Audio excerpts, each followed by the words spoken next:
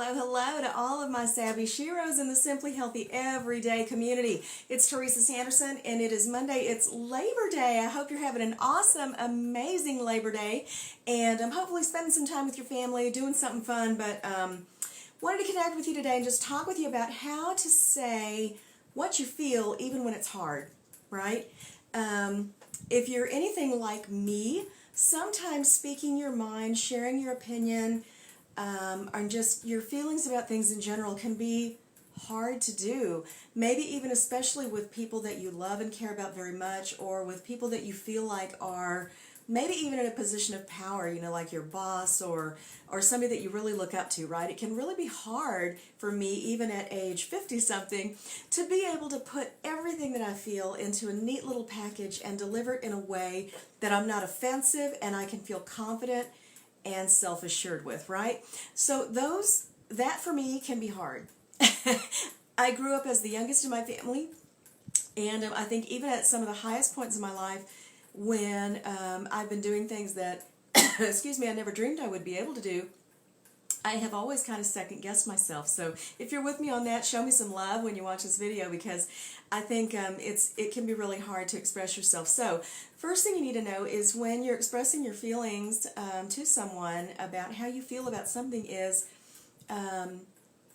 when we talk about this, or when I think about this, it makes me feel like XYZ. Okay, you want to talk from that place of what's inside you. How are your feelings? I don't want to say, when you say that, you know, when you do that, you're doing this to me, right? That doesn't go over. That will never get your point across. But to say, you know, when you say that kind of thing to me, I really feel small.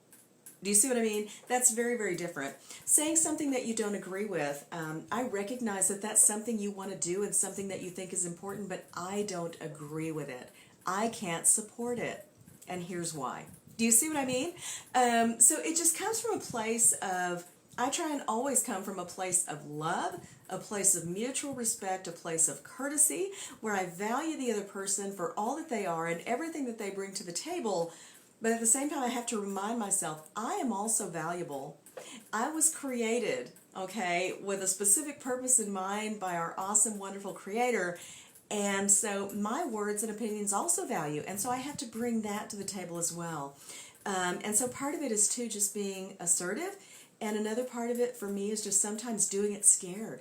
I still do it scared. Talking with you, I love talking with you, but put me in a place where someone is going to maybe disagree or really come at me strong with, I just don't, you know, I don't think much of what you're presenting. That's tough for all of us, right? I don't like what you teach. I don't like whatever.